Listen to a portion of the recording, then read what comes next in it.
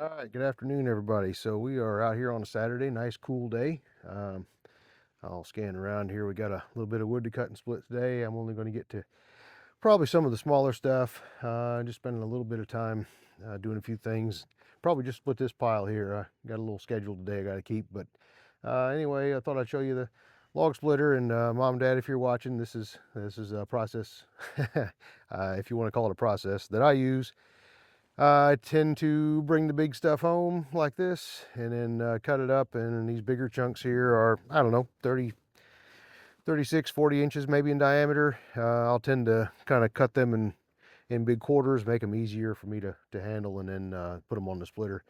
You can kind of see how big this tree is and how rotten it is on the inside, unfortunately. This is the one that I cut across the street down the road, about a house or two down the road. I can see his place from my house. But anyway, this end is a big maple tree. You can see I've already started cutting some of it, and this end doesn't look nearly as rotten, but it is. When you get inside there, it'll be really soft here inside in the middle. Most of that will be probably junk, but that's okay. So I'll start working on splitting some of this here, and maybe cutting a little bit of those smaller pieces up over there. And probably going to get the old buzzsaw out today too, so we'll probably get into cutting up some of this. Really, I'm just playing over here on the buzzsaw. I got the old 1914 Hercules Economy 7-horse. I've made a video on this before, but well, we'll put another video together here. I bought a blade sharpener and have sharpened this blade. You can see some of my chalk marks here still, marking every other one.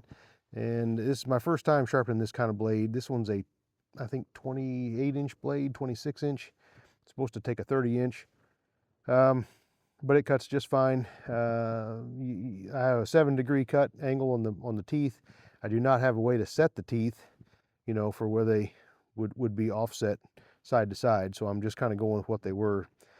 We'll see how that goes. I don't know. If I find out that I did a decent job, then I'll probably put a video together on that, and we'll probably be doing it again anyway. That's again kind of a light cut, kind of an initial sharpening. Here's old Walker out here. He's got to come check it out too. So, how you doing, boy? Huh? You doing okay? Got the super snooping going today, huh? Okay. So anyway, we'll use this. And you've seen the old John Deere 40. I did a video on this here on January 1st, I believe it was. And so I've got the old 40 out today. Thought I'd just let it run a little bit and charge the battery and such. So, beautiful day, just outside playing here. I mean, a day like this, you gotta be out doing something. So, anyway, be back in a minute. We'll get the firewood. We'll start splitting the firewood here, get the splitter fired up, and we'll be right back. All right, Walker's ready to start cutting some wood, it looks like. So we better start splitting here. Okay, here we go. All right, buddy, watch out. Watch out. Here we go.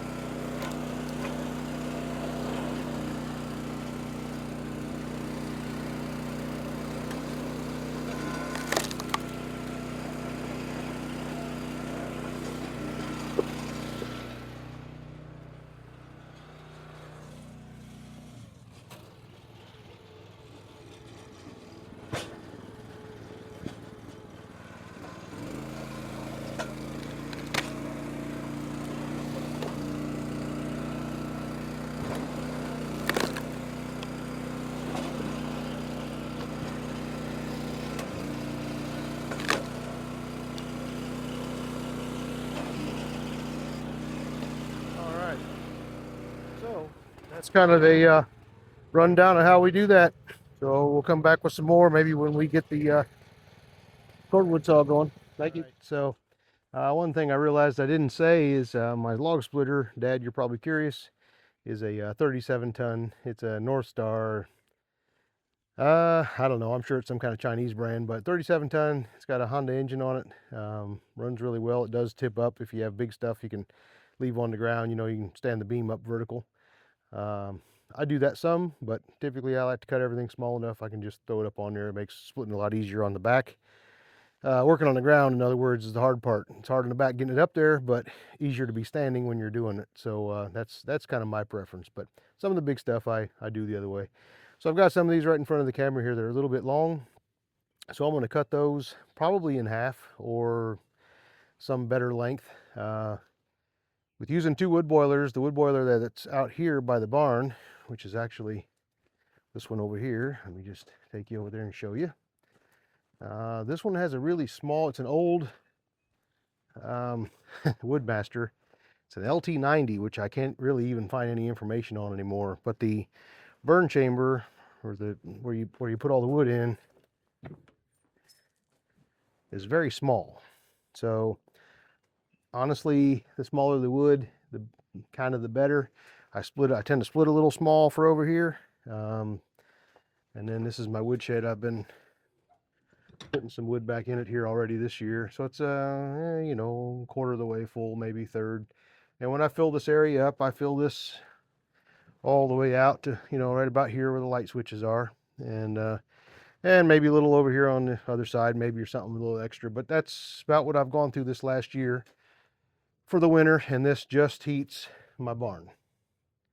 So, and I keep it, you know, I mean 50 plus anyway, but 55, might get it to 57 in the wintertime when I'm out there actually doing something. It just kind of depends on what I have going on, to be honest. So let's get started on cutting these other pieces here, and then we'll finish splitting those up, and we'll move on to the old buzzsaw. And my buddy Walker, he still thinks he's going to help. I'm not sure what he's helping with, but he's not carrying much wood, I can tell you that. So that's okay. He's my buddy. So all right, we'll get started. How you doing, buddy? Huh? You're getting all dirty.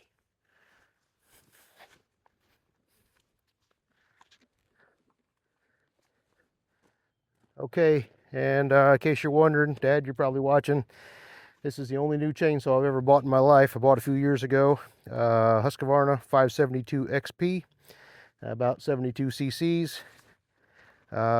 Great saw. Put a light bar on it. I can't remember, I want to say 24-inch bar.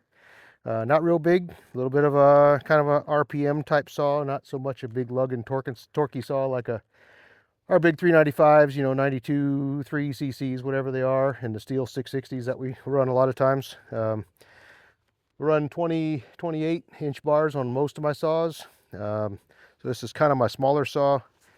This is still the original chain. I've sharpened it a couple times. I don't use this thing a whole lot, but I really do like it. It's nice to have a new saw now and then, but I love my old ones too. All right, we'll get started.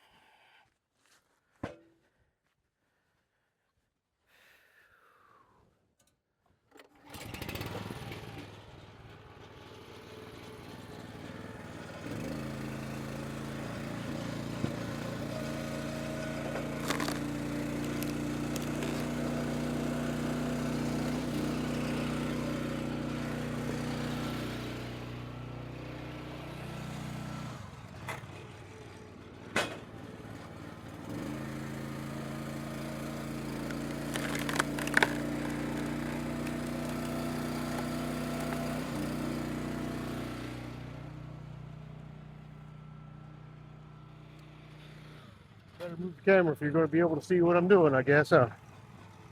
Okay, here we go.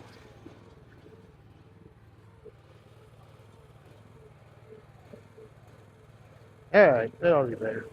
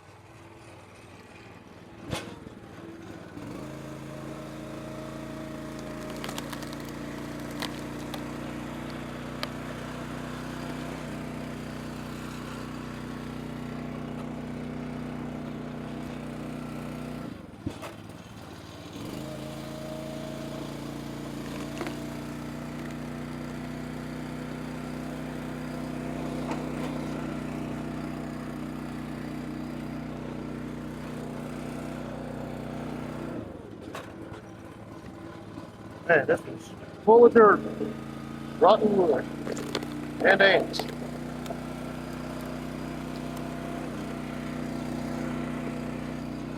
And bugs.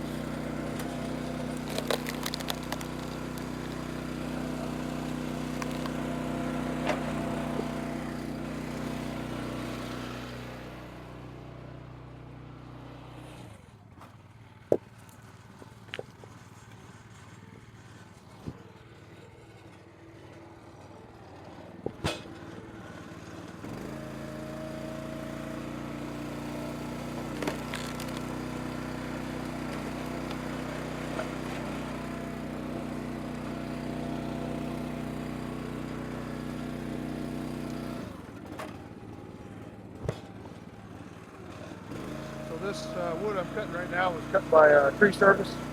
So quite odd lengths. I don't normally cut these pieces like this. I'm talking the pieces I just had to recut with a saw. So takes a lot of extra work with little pieces like this, but tree services don't really care. They're just phasing it out of somebody's yard. I understand. Okay, this is a relaxing thing for me to do. So I look forward to this quite frequently. Great thing to do when you get home from work, just to get on your old garden tractors and go mow a little grass or something. Get a little something done, but not work too hard. Kind of mindless work. I enjoy it.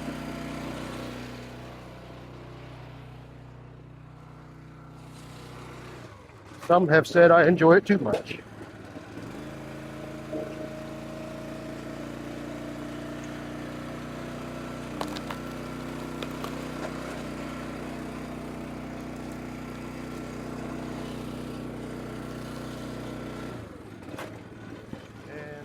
For those of you not familiar with these Northstar log splitters, they do have an auto idle.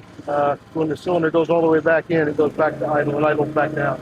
It comes out of the pocket, speeds back up. You've got the power. A very nice option, I think. And you can put a 4-way wedge on this one.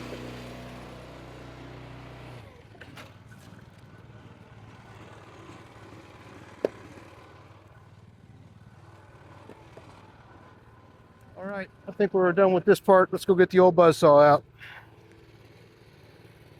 Okay, so we're gonna turn the tractor around here. The shadows are going to be such that it'd be maybe a little hard for you to see with me cutting. So you get to hear the old 40 fire up, and we'll spin it around here, and we'll get to cutting.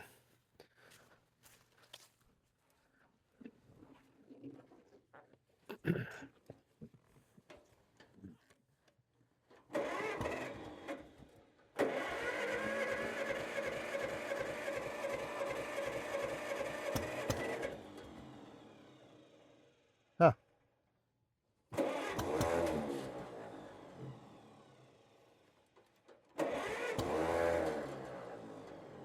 This is interesting. Acts like it's flooding.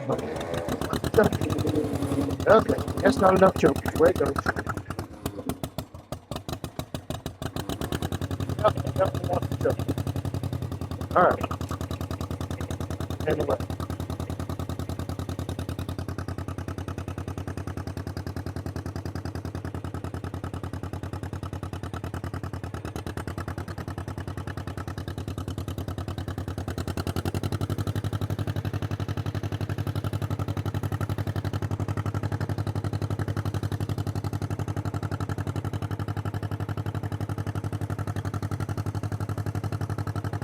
Out here, we got a couple inches of rain just the other day, so kind of a little careful here in the field and everywhere else.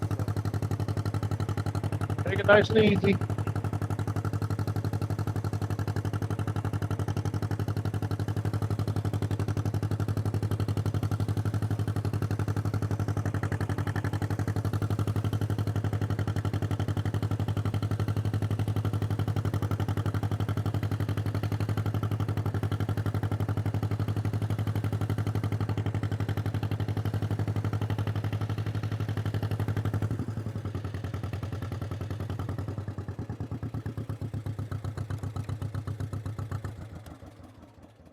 All right.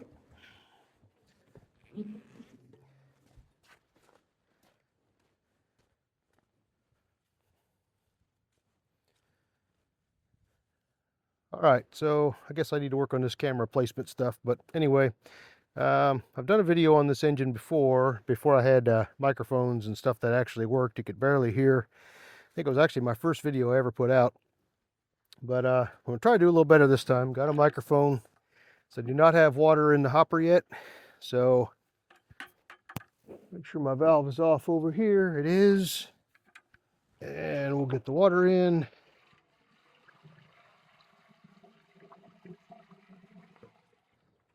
So I've actually not ran this engine since probably September of last year. So good 6-7 months ago, I'd say. So we'll see how she runs. I did already oil the engine, put some oil on the valves, all the different points that need it. Grease cups, give them all a little twist. I put a little more oil in the oiler up here. I'm gonna go ahead and turn that on. I did also tighten the clutch on this. The belt likes to slip a little bit on the surface here, but we'll see. I use honey for that. It tends to work pretty well. But I did tighten this because I was afraid it was starting to slip depending on what I was doing. When I ran a corn grinder on it, it put enough load on it that the pulley would actually slip. The belt would too, but so would the pulley. So I've tightened that up, so we'll give that a shot. And of course, as I mentioned, sharpen the blade, so we'll see we'll see how that goes. It's either going to cut well or it won't cut at all. I have no idea. So anyway, we'll get started. So we'll fire this dude up and then I'll move the camera. So let's see here. Choke.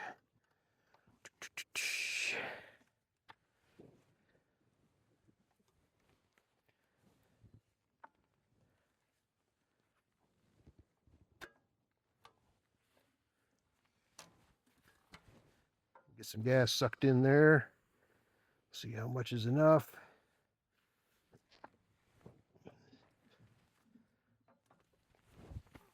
Okay, we're gonna go a little more here. Let's see. We'll try setting the mag. We'll see what happens. I doubt it's got enough fuel in it yet, but we'll see. Yep, she did. I'll get her going.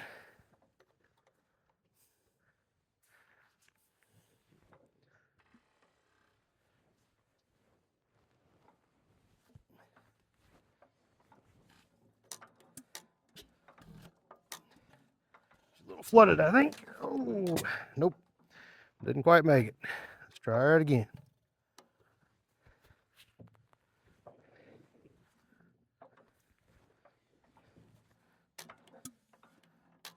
Nope. All right, let's just roll it over here.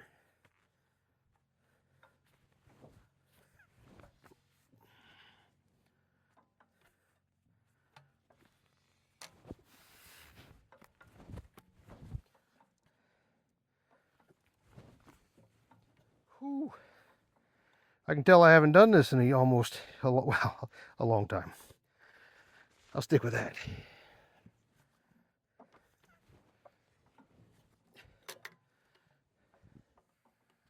Well, she's acting like she wants some more now.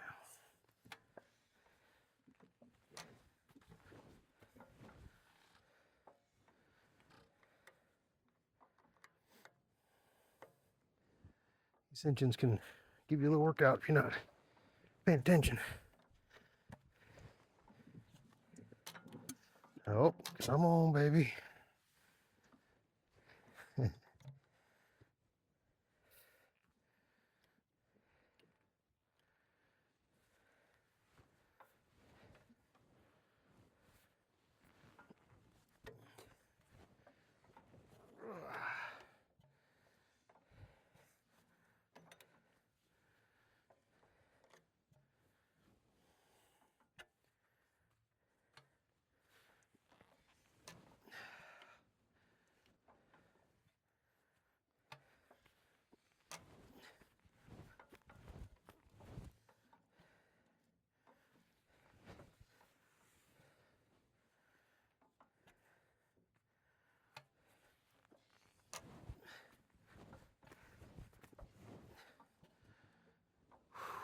Okay, we're gonna have to edit some of this out. I can see that. Whew-wee. All right, I'll turn the oil off here for a minute. Okay.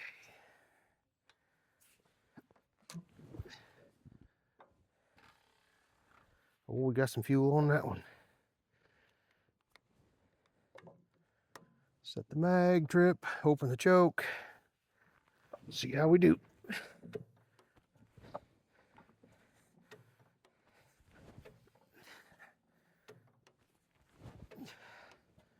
Huh. The mag didn't trip. Most of the time it'll knock it off the trip lever. So what did I do wrong here?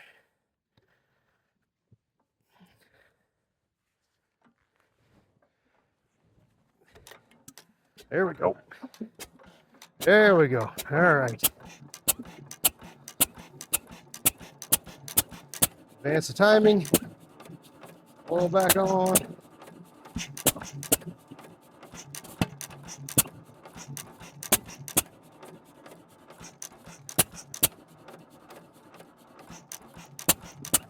Let her warm up here just for a second.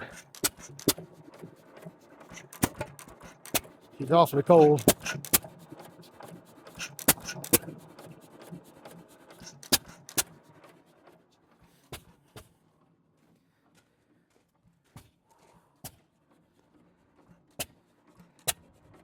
All right, we'll do a little walking around here while it warms up a little. So as you've probably heard me say, if you've seen my previous video, this is probably my favorite old engine, favorite hit and miss type, or throttle governed, but old flywheel engine. I'll put it that way. And 1914, first year that this isn't actually an early one. First year that Hercules engine started producing engines in Evansville, Indiana. I am in Indiana, so that's kind of a cool fact. This serial number, I'm not sure if you're going to be able, you're not going to be able to see it, but it's 50,830, and they started these engines at 50,000. So from what I'm told, I'm no expert, but this has the early, this is a Model E engine, but it has the early style hopper, similar to, I think it was the D engine, I believe. I could have that wrong. If your experts out there watching this will correct me in my comments. And that's, of course, much appreciated. But this old engine, 7 horse, again, Model E, on this saw rig. It's what they call the sliding table saw rig, because, for obvious reasons, the table slides back and forth instead of the other style that kind of tips into the saw. No preference of mine, just happens to be what it is. But this is I absolutely love this old engine. This is the coolest thing going, in my opinion. So, 1914. It's as safe as they get. So, so people have asked me when they've been over, what's the seat for on the front? Well, most of you engine guys will know, but 1914 there wasn't very many tractors around, so horses were pulling this. So of course you'd sit there with the reins in your hand, driving telling your horse where to go while you were pulling your buzzsaw out to the woods or wherever it was you were going to cut a little wood. So just really cool piece of history to me. This is how people used to do things. This is 112 years old now. Pretty amazing that it's here. Original paint on the engine for sure.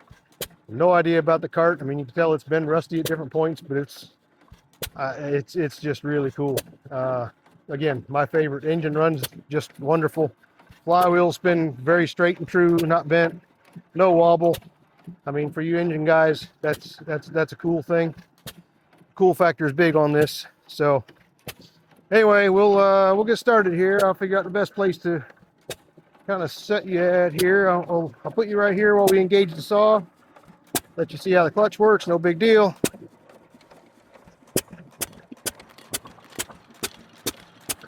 That's it. She's running, ready to cut. You hear a little extra load on the engine. So again, that's the first time I've had this thing running since I've adjusted the clutch. So it definitely sounds like it has a little more drag on the engine there. So that's a good thing. All right, we'll put you probably over here. We'll let you see the engine and kind of what's going on as I cut a little wood. So here we go.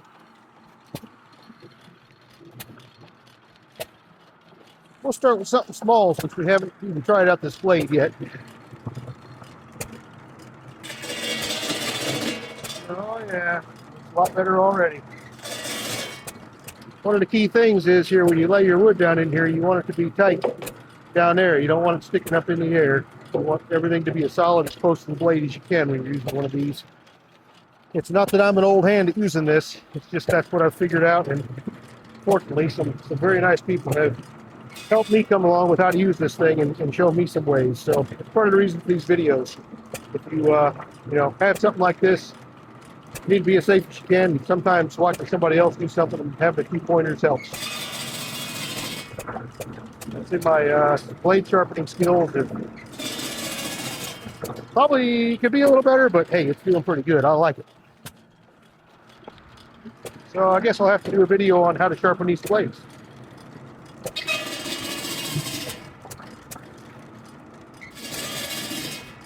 You always have to be careful down here if you are using one of these old buzz saws too. When your wood drops down here, don't want it to get long enough, the pile get big enough, it comes back up in the blade. It comes back at you. That's not a good day.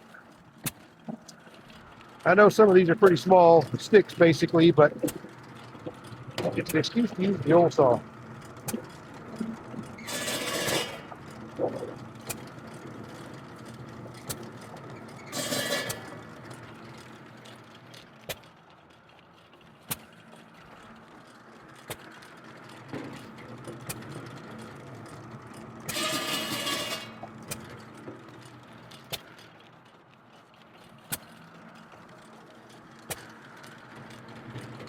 I should have done a better job parking this. I've been a little more prepared. The level would be better when your table is not trying to creep forward and expose your blade all the time. So that's something I should have paid more attention to. I don't normally cut wood right here, so I wasn't even thinking about it, truthfully.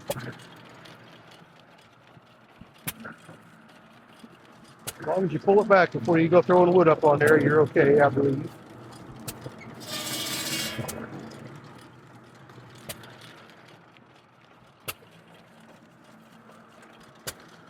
That is the sweetest running old engine.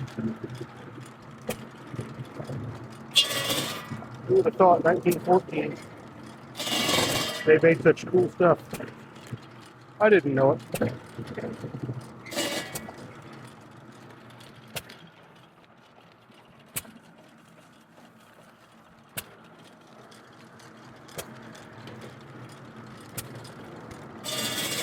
Hopefully you guys can hear me okay with this microphone over this engine.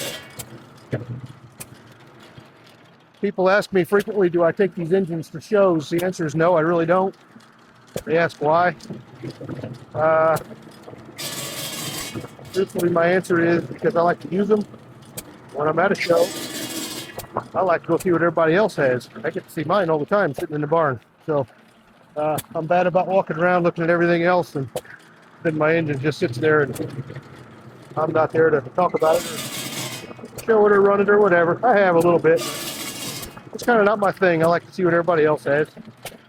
My engines are not anything that's special or rare or super collectible or expensive or something like that, you know. So I look at it like I have a pretty normal amount of fun engines, but not anything super special. Special to me, but that's it.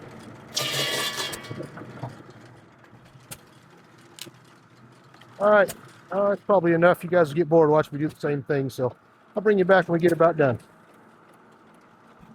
So I thought I'd bring you back. As I pointed out before, you don't want your pile getting too close to your blade as the wood falls off of here. A lot of guys will use two people. One guy holding the piece of wood as you cut off, he takes it away. In my opinion, that probably is the safest, I do believe, depending on who that is, of course. But you can do this by yourself, in my opinion, safely, but you've got to be very careful with this pile of wood. So I'm going to move that out of the way. I like to stop the clutch, at least whatever momentum it has. If it does get a hold of something, it's going to basically stop, hopefully. So I stop the clutch, move the wood out of the way, and then start over. Disengage the clutch, I should say. And this one slows down pretty well on its own. It doesn't hang on. Great clutch on this engine. Again, I'm just so lucky to have this engine. In case you can't tell, I really enjoy this engine. And I suppose I've mentioned it a time or two. Yes, that's some of my humor. Mom and Dad, I know you guys are probably thinking, wow, that's a dangerous thing, but this is just a cool outfit. All right, here we go. Got a little more.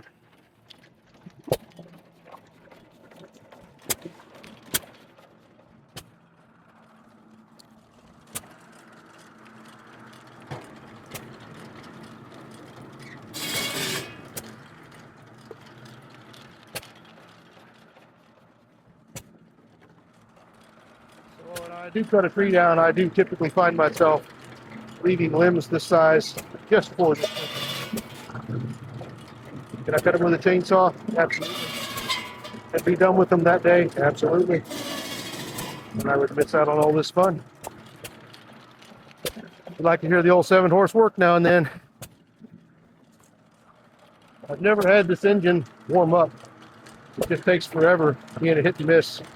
You just can't hardly work a 7-horse. I have not been able to work a 7-horse enough to really get it steaming and, really warm. Now, that being said, I tend to run it at colder temperatures.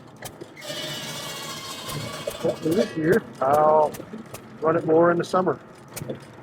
Let it get good and warm. It's good for them.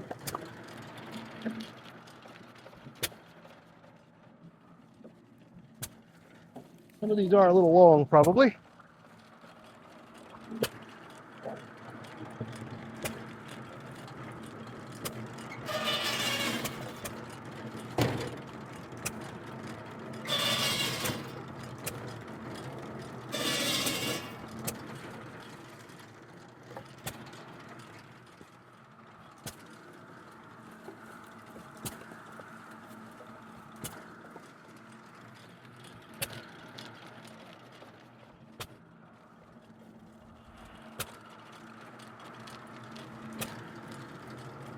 The other thing I'll point out, safety-wise, using an outfit like this, you watch where you're standing, watch your footing. The younger guys are out there. I know I'm going to sound like the old guy, safety first, but I'm here to tell you, safety first. Wouldn't take you long to lose digits, a hand, an arm, whatever, in a blade this size. Can't be scared of it. You got to learn how to use it.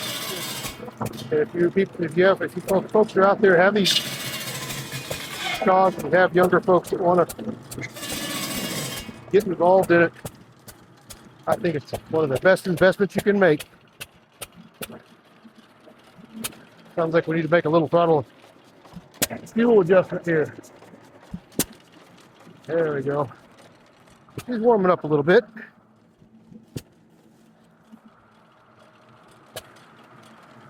Those of you not familiar with these engines, again, these put water in the hopper. There is no pump. There's no circulation. These are essentially a boil-off type, or the water gets warm enough, which is, you see them start to steam a little bit, kind of give a little mist off the top at 130 or so degrees, 150, and they get rid of their heat that way.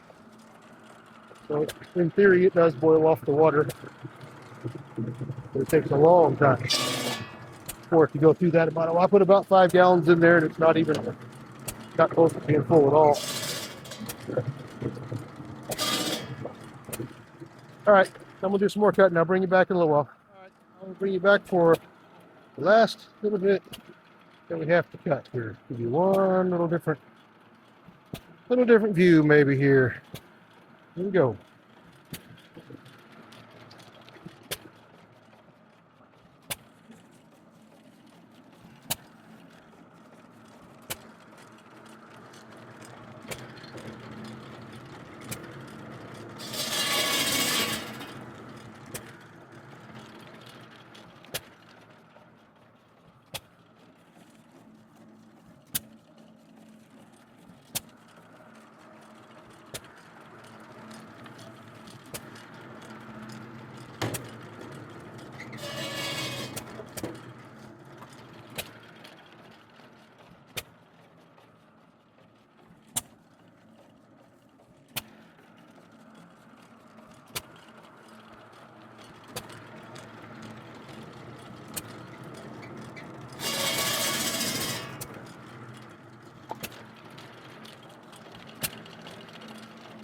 Imagine doing this. Heat your house, cook the food, everything else. That sure is what it makes me think of. Even though I heat my house and my barn with wood, it's not the same as what they did in 1914 or anywhere close.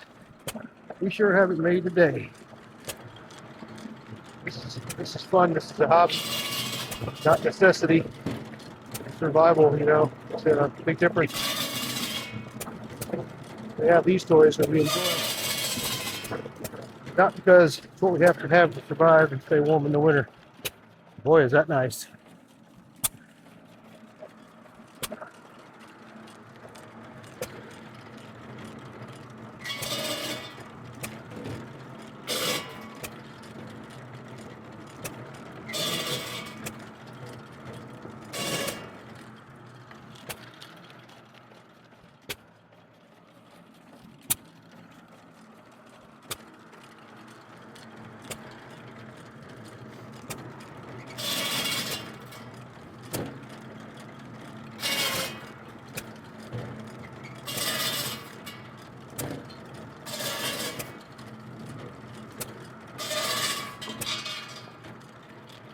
Okay, wood's getting a little close down there, trying to move it. I only have one more to cut, but we're going to move it anyway. I don't want to take the chance.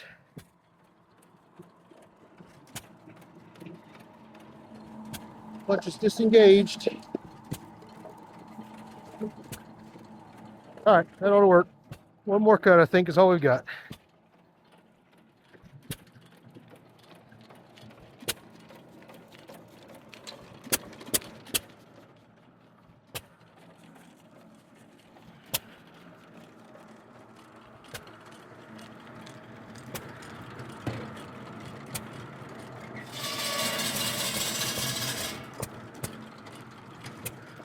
Okay, I'm not done playing yet, so we're going to cut these little sticks right here too. Why not?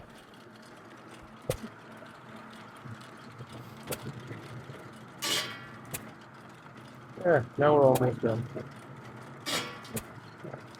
Yeah, that is playing at its best. All right. Clutch is disengaged. We will go over here. So if I'm not mistaken, this engine runs, I think it's only like 475, I think, RPM. There actually is a throttle adjustment right here. You can see my fingers behind the flywheel. That was wide open. This is a slower RPM. I don't know. It must still be, I'm totally guessing, 4.25, somewhere in that neighborhood. That's your governor right there going around with the little fly balls inside. Grease cups, of course, on the crankshaft. Give you a little view. For all you engine guys, I know you're thinking, yeah, we know that. Yeah, I know you do. There's a lot of folks that don't. You can see a little bit of steam down in the hopper here. There's some reflection too, but there's some little bit of steam coming off that. You see some little bubbles in the water. So it's warming up, doing nicely. You can feel the block. I mean, gosh, it's not it's not that warm at all. I have no idea. I wouldn't think but 100 degrees or something. Again, it's in the 40s out here right now, temperature, outside temperature. So, okay, well, everybody, if you're some of the engine guys that search and use these videos to learn some things, I hope you learned something. If you're not, just curious as to what you clicked on, thanks for joining the channel today. That's really all I've got. So, Mom and Dad, I hope you enjoy this. And it's just such a beautiful day. I just cannot help but come out and play around with these old machines and goof around, I guess, would be the best way to put it. So anyway, that's it. Thank you, everybody. I guess since I'm on YouTube, I need to say like and subscribe, right? So hope you liked the video. We'll see you all next time.